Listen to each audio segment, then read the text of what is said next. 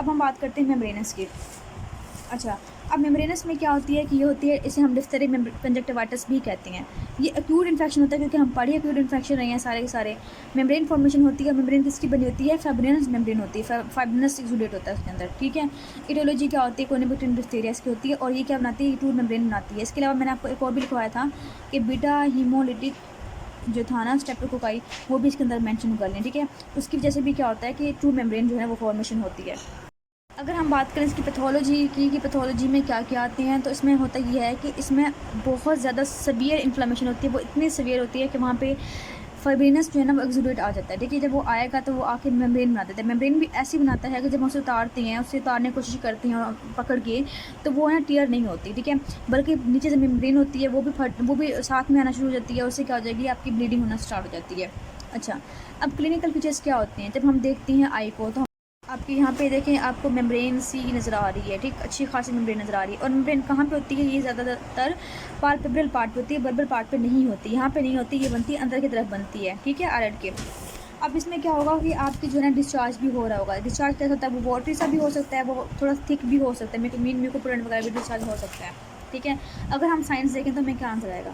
हम जब कंजक्टिवा को देखेंगे, ठीक है, तो कंजक्टिवा में वाइटिश मेम्ब्रेन नज़र आ रही होगी। वाइटिश मेम्ब्रेन कहाँ नज़र आएगी? वो पाल्पेब्रल पार्ट में नज़र आ सकती है या फिर फॉनिस में नज़र आ सकती है, लेकिन बर्बर पार्ट में बिल्कुल भी नहीं होगी। अच्छा, इसमें ये है कि आपकी ट्रू मेम्ब्रेन भी हो सकती है आपको, और ये स्यूडो मेम्ब्रेन भी हो सकती है, मीन फॉल्स मेम्ब्रेन भी हो सकती है। ट्रू मेम्ब्रेन कौन सी होती है? वो होती है जिसको अगर हम पकड़ के हम उतारने की कोशिश करेंगे, उससे क्या हो जाएगा? एपिथेलियम भी टेयर हो जाएगी और ब्लीडिंग होना स्टार्ट हो जाएगी। सो हम ये काम नहीं करते होते।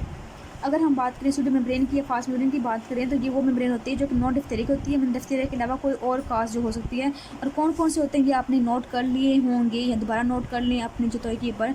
गोनोकोकस हो सकता है, स्टेप्टोकोकस हो सकता है, निमोकोकस हो सकता है, स्टेप्टोकोकस हो सकती है, ठीक है, और एच हो सकता है, और इकोलाई हो सकता है। अच्छा, अब ये है कि इसमें होती ये है कि अगर हम इसको पकड़ के उतारें तो ये आराम से उतर जाती है, कोई ब्लीडिंग वगैरह भी नहीं होती, इसलिए हम इसे कहते हैं सूडो मेम्ब्रेन कहते हैं, ठीक है। और ये होती क्या है? ये सिर्फ और सिर्फ एक कोआगुलेटेड एक्सुडेट होता है, ठीक है। बहुत तो फिब्रेन से एक्सुडेट था ना, ये सिर्फ और सिर्फ कोआगुलम होता है, ठीक है, तो कोआगुलम एक्सुडेट होता है इसके अंदर।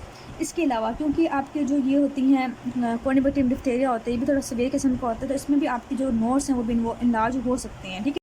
अच्छा, अब बात करते हैं इसकी डायग्नोसिस की, तो सेम वही डायग्नोसिस है। डीडीज़ की बात करें तो सबसे पहले सूडो मेम्ब्रेन हो सकती है, सूडो मेम्ब्रेन कास्ट बाय फलां फलां फलां फलां, तो ये इसकी डीडीज़ में आ जाएगा।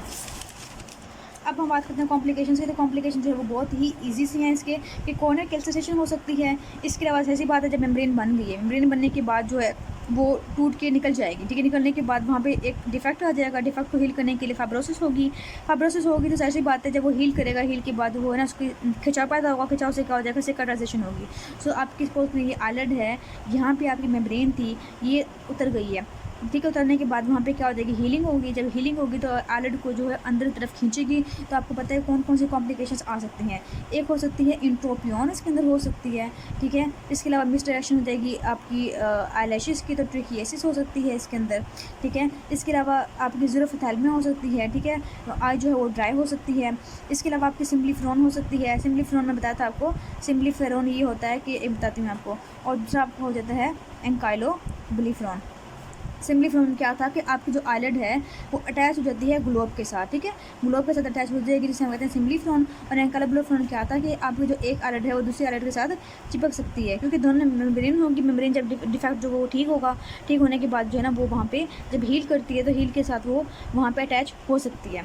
इसके अलावा हम जो बात करते हैं कि इसके अलावा सीडी बॉडी जो है उसकी पैरालिसिस हो सकती है, ठीक है, वो अकोमोडेट नहीं करेगी। अगर हम बात करें इसकी ट्रीटमेंट की, तो जो भी मेम्ब्रेन वाले पेशेंट आते हैं ना, हम उसको ऐसे ही ट्रीट करते हैं कि ये डिफ्थीरिया का पेशेंट ही है। सो हमने उसको लेबोरेटरी डायग्नोसिस से पहले ही हमें उसे ट्रीट करना है। कंजक्टिवा को हम इरीगेट करेंगे, कोई भी इसमें एक्सक्रीशंस वगैरह हैं अगर सपोज करें तो वो करेंगे। अच्छा, वहाँ पे लिखा हुआ है कि आप मेम्ब्रेन को पील ऑफ करना है, लेकिन ये आपने नहीं करना होता, देखिए, पील ऑफ नहीं करना, वहाँ पे आप नोट कर लेंगे। इसके अलावा एंटीटॉक्सिन देना होता है। एंटीटॉक्सिन में कौन सी एंटी डिफ्थीरिया देना होता है? 4 to 10,000 जो है ना वो उसकी वैल्यू लिखी हुई है।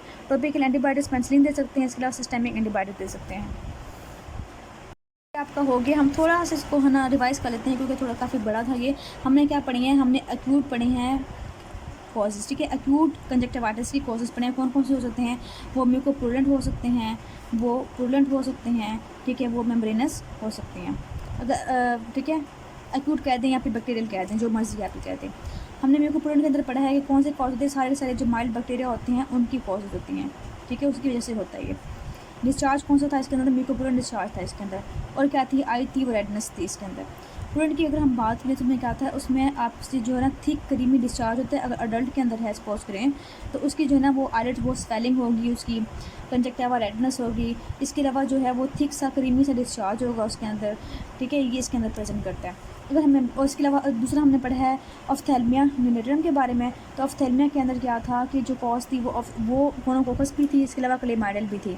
तो गोनोकोकस जो प्रेजेंट करता है वो विद इन 1 वीक्स के अंदर प्रेजेंट करता है, जबकि जो क्लेमाइडल था वो 1 वीक के बाद प्रेजेंट करती हैं, ठीक है। और इसके अलावा क्लेमाइडल में जो था वो क्या था, डिस्चार्ज क्लेमाइडल में था म्यूकोप्रोन डिस्चार्ज था, जबकि जो गोनोकोकस के अंदर था वो कौन सा डिस्चार्ज था, पूर्ण डिस्चार्ज था, ठीक है। ये हमने कर लिया। पीरियड में जो है वो सबकी सेम है इसकी।